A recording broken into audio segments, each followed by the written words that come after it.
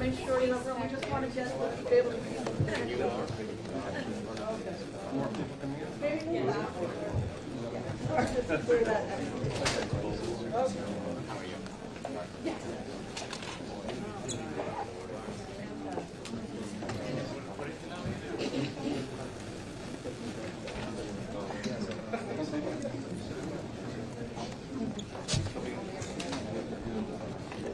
All right, we're going to start in just a few more minutes, guys, so I appreciate the patience.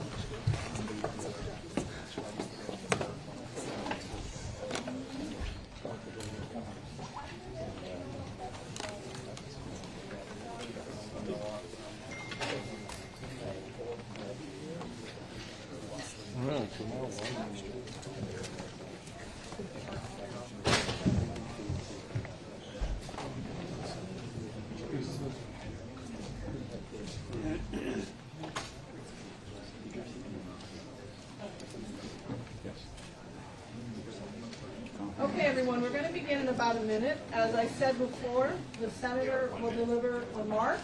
He will not be taking questions, and we appreciate all of your patience, and thank you kindly. Okay? You say he will not be taking questions? He will not be taking questions. Okay? Make sure the level's high. We know there's a number of reporters here as well from the Spanish press, so we anticipate he will say a few words in Spanish as well. Okay? Yeah, so make sure you give me a note when he's talking. Will he take questions in Spanish? It's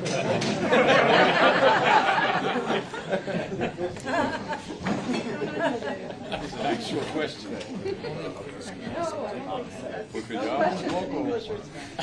Come on.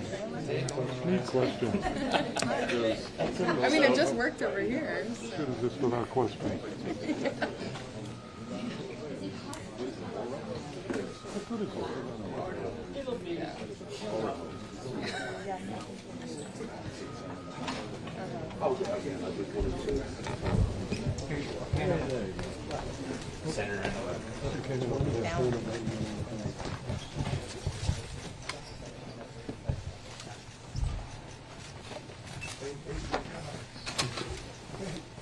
Good morning. Thank you to all of you who are here today, especially the New Jerseyans who have joined me as I address the events of the last few days. On Friday, the Southern District of New York brought charges against me. I understand how deeply concerning this can be. However, the allegations leveled against me are just that, allegations. For anyone who has known me throughout my 50 years of public service, they know I have always fought for what is right. My advocacy has always been grounded in what I learned from growing up as a son of Cuban refugees, especially my mom, my hero, Evangelina Menendez. Everything I've accomplished, I've worked for, despite the naysayers and everyone who has underestimated me. I recognize this will be the biggest fight yet, but as I have stated throughout this whole process, I firmly believe that when all the facts are presented, not only will I be exonerated, but I still will be the New Jersey's senior senator. For now, I want to address 4 things. First, a cornerstone of the foundation of American democracy and our justice system is the principle that all people are presumed innocent until proven guilty. All people. I ask for nothing more and deserve nothing less. The court of public opinion is no substitute for our revered justice system. We cannot set aside the presumption of innocence for political expediency when the harm is irrevocable. To those who have rushed to judgment, you have done so based on a limited set of facts framed by the prosecution to be as salacious as possible. Remember, prosecutors get it wrong sometimes. Sadly, I know that. Instead of waiting for all the facts to be presented, others have rushed to judgment because they see a political opportunity for themselves or those around them. All I humbly ask for in this moment from my colleagues in Congress, the elected leaders, and the advocates of New Jersey that I have worked with for years, as well as each person who calls New Jersey home, is to pause and allow for all the facts to be presented. Second, my long record on Egypt. One fact is indisputable.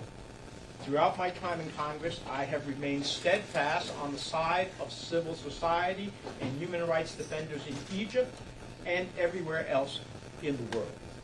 If you look at my actions related to Egypt during the period described in this indictment and throughout my whole career, my record is clear and consistent in holding Egypt accountable for its unjust detention of American citizens and others, its human rights abuses, its deepening relationship with Russia, and efforts that have eroded the independence of the nation's judiciary, among a myriad of concerns. In 2017, I led a bipartisan letter to then-President Trump expressing grave concern with the worsening situation for human rights and civil society in Egypt. That same year, I sent a letter to the Senate Appropriations Subcommittee supporting U.S. assistance to Egypt as long as Egypt adhered to the Camp David Accords and urged the Appropriations Committee to include the requirements for assistance reform strategies outlined in the Egypt Assistance Reform Act of 2013. In 2018, I urged Secretary Tillerson to focus more on human rights issues in Egypt and raised concern that the electoral environment ahead of Egypt's elections at the time was not free, fair, and credible. In 2019, I met with President el-Sisi at the Munich Security Conference and emphasized the level of repression inside of Egypt, risking eroding our security cooperation and raising concerns about Egypt's intent to purchase a Russian missile system. In 2020, I spoke on the Senate floor for International Women's Day and cited the cases of Marinor El-Masri, a human rights lawyer, and Ezra Abel Fattah, a human rights activist and reporter who were unjustly detained in Egypt for fighting for human rights, democracy, and a free press. I have placed holds on foreign military sales funding to Egypt, and in the presence of other United States senators, I have challenged President Sisi directly on human rights abuses, arbitrary detention, and press freedoms. And the list goes on.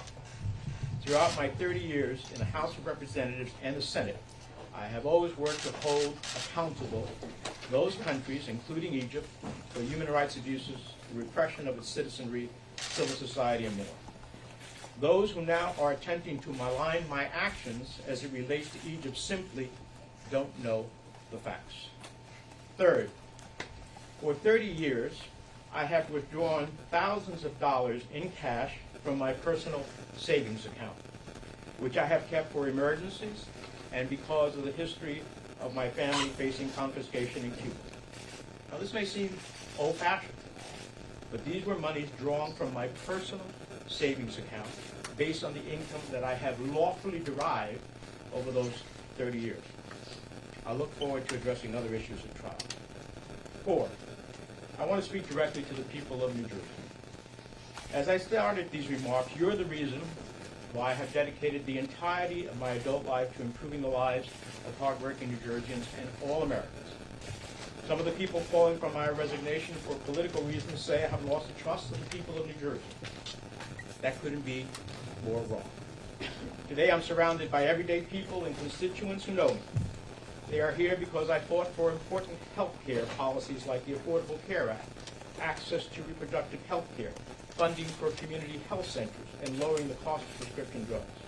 They are here because I have fought for working people, those who work 5 to 9, to support those working from 9 to 5. I've always advocated for the right of workers to organize for better wages and working conditions, and have been a staunch supporter of delivering critical services like affordable child care to better support working families. They are here because when New Jersey was in the darkest days following Superstorm Sandy, I never relented in making sure that New Jerseyans were made whole and had the resources to rebuild stronger and more resilient than before. They are here because during the worst pandemic in a century, I went to bat for small business owners throughout the state to ensure they could keep their doors open and their employees on the payroll. They are here because when state and local governments were faced with excruciating decision of having to lay off frontline responders, police officers, and firefighters during the pandemic, I delivered billions in federal funding and investment to keep our state, cities, and towns and hospitals afloat. They are here because throughout my career, and some may not have liked the positions I've taken, I have stood against authoritarian regimes in Iran and its desire to achieve nuclear weapons, or Cuba and its dictatorship, or authoritarianism in Turkey, Venezuela, Russia, and wherever in the world where human rights and democracy have been threatened. And they are here because I have made it my life's work about protecting refugees and immigrants who come to our shores seeking a better future for their children, just as my family. They are here because during the past 30 years, I have fought tooth and nail so New Jersey would receive critical infrastructure funding and fought against the forces that tried to dismantle the Gateway Project. They are here because since my earliest days in Congress, I have repeatedly stood up to the gun lobby to stop illegal firearms from claiming too many lives and destroying communities. They are here because when tragedy struck one of New Jersey's federal judges, I made a promise that I would not stop until I passed a law to better protect the dedicated public servants in the judiciary. And last year, I delivered passing legislation signed into law by the President that will better protect judges and their families. And they are here because I never gave up on delivering justice for 9/11 families, especially the widows and children of those killed who were previously and unfairly excluded from the U.S. victims of state-sponsored terrorism. And in December, working with others, I delivered billions of dollars in long overdue federal relief to that community and other U.S. victims of terror. They are here because when other members of Congress wanted to turn their backs on our veterans and not pass the PACT Act to provide health care for our veterans who were exposed to toxic burn pits, I was there. And they are here because I successfully passed legislation to better serve World War II vets as well as those suffering from Gulf War illnesses. For now, I remain focused on continuing to do the important work I do every day on behalf of the 9 million people who call New Jersey home, including doing everything we can this week to avoid a government shutdown, deliver critical funding for states affected by catastrophic natural disasters, and ensure the people of Ukraine have everything they need to defeat Putin. And I'll return to Washington this week to do exactly that. Now, let me just say a few words in Spanish. Buenos días. Gracias a todos los que están aquí, especialmente los residentes de New Jersey que me acompañan hoy, mientras realizo comentarios sobre los eventos de los últimos días. El viernes, el Distrito Sur de Nueva York presentó cargos en mi contra. Entiendo que estos cargos son serios, pero las alegaciones presentadas en contra de mí son eso solamente, alegaciones. Cualquier persona que me ha conocido a lo largo de mis 50 años de servicio público sabe que siempre he luchado por lo que es justo. Mi trabajo siempre se ha centrado en lo que aprendí en crecer como hijo de refugiados cubanos, especialmente de mi madre, mi heroína evangélica. He trabajado para alcanzar todos mis logros, a pesar de los detractores y todos los que me han subestimado. Reconozco la gravedad. Por ahora quiero abordar cuatro cosas. En primer lugar, una piedra angular de la fundación de la democracia estadounidense y del sistema judicial es el principio de que todas las personas se presumen inocentes hasta que se demuestre su culpabilidad. Todas las personas. No pido nada más ni merezco nada menos. La Corte de la Opinión Pública no es sustituto de nuestro venerado sistema de justicia. Para aquellos que se han apresurado a juzgarme, le han hecho basado en conjunto limitado de hechos enmarcados por la fiscalía para que sean lo más provocativos posible. Recuerden, los fiscales a veces se equivocan. Por desgracia, yo sé eso de primera mano. En lugar de esperar a que se presentan todos los hechos, otros se han apresurado a juzgarme porque ven una oportunidad política para sí mismos y para quienes lo rodean. Todo lo que pido humildemente en este momento a mis colegas en New Jersey, a los líderes electos, a los activistas de nuestro estado, a cada persona que llama New Jersey su casa, es hacer pausa y permitir que se presentan todos los hechos. Todo lo que pido humildemente es actualmente a mis colegas en el Congreso, a los líderes de nuestro estado, que eso puede pasar. En segundo, quiero hablar de mi larga historia con relación a Egipto. Un hecho es indiscutible. Durante todo el tiempo que llevo en el Congreso, me he mantenido indiscutible de la situación de los derechos humanos y la sociedad civil en Egipto. Ese mismo año, envié una carta del subcomité de asignaciones del Senado apoyando la asistencia estadounidense a Egipto, mientras que Egipto compartiera con los acuerdos de Camp David, y insistí al comité que incluyera requisitos para las estrategias de reformas de asistencia al acuerdo de reforma de Egipto, de asistencia a Egipto. En el 2018 insistí al secretario de Estado Tillerson a centrarse más en las cuestiones de derechos humanos en Egipto y planteé mi preocupación por el hecho de que el entorno electoral previo a las elecciones de Egipto en ese momento no será libre ni creíble. En el 2019 me reuní, entre otros, con el presidente el-Sisi en la Conferencia de Seguridad de Múnich y le insistí que el nivel de represión dentro de Egipto corría riesgo de erosionar nuestra cooperación en materia de seguridad y planteé mi preocupación por la intención de Egipto de adquirir un sistema de misiles rusos. En el 2020 hablé en el Pleno del Senado con motivo del Día Internacional de la Mujer y cité casos de varias mujeres que actualmente abogados de derechos humanos y reporteros que fueron detenidos adentro de Egipto. Paré fondos para financiar ventas militares a Egipto y confronté delante de otros senadores federales de los Estados Unidos al presidente de Egipto sobre los violaciones. Algunos pudieran decir que esto es anticuado, pero se trata de dinero retirado de mi cuenta personal basado en los ingresos que he obtenido legalmente durante esos 30 años.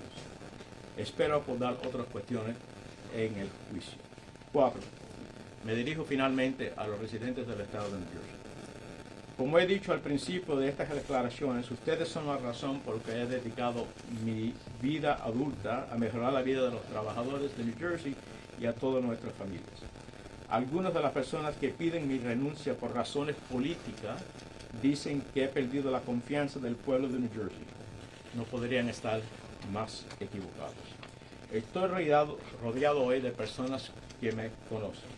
Están aquí porque he luchado por las políticas de salud importantes como la ley de asistencia de salud accesible, la atención médica productiva, la financiación de los centros de salud comunitarios, la reducción del costo de medicamentos recetados. Están aquí porque hoy siempre he luchado por los trabajadores, esos que se aparecen de 5 a 9, después de eso que se aparecen de 9 a 5, lo que han hecho los trabajos más difíciles para asegurar sus derechos, para organizarse y conseguir mejores condiciones. Están aquí porque cuando New Jersey se enfrentó con el huracán Sandy, nunca cedí en asegurarme que los habitantes de New Jersey recuperaran y tuvieran los recursos para reconstrucción más fuertes y resilientes que antes.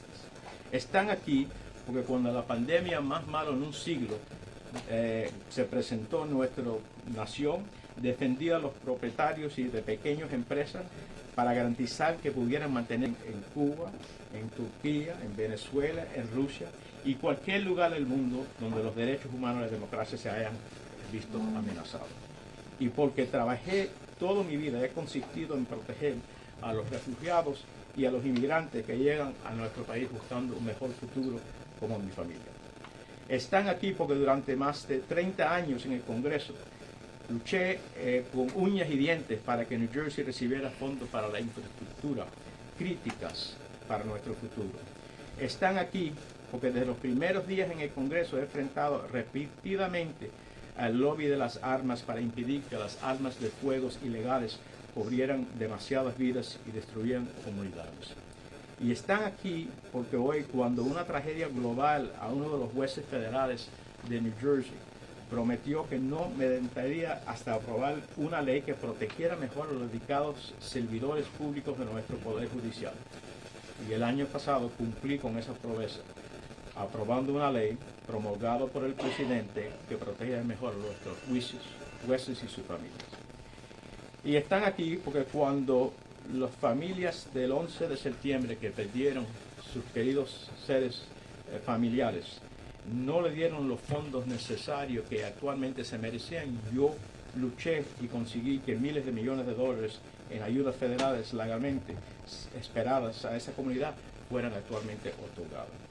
Así que esto es lo que es nuestra historia. Por ahora sigo centrado en continuación haciendo el importante.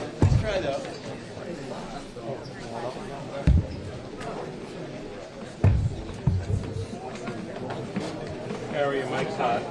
Yeah. Just letting you know your mic's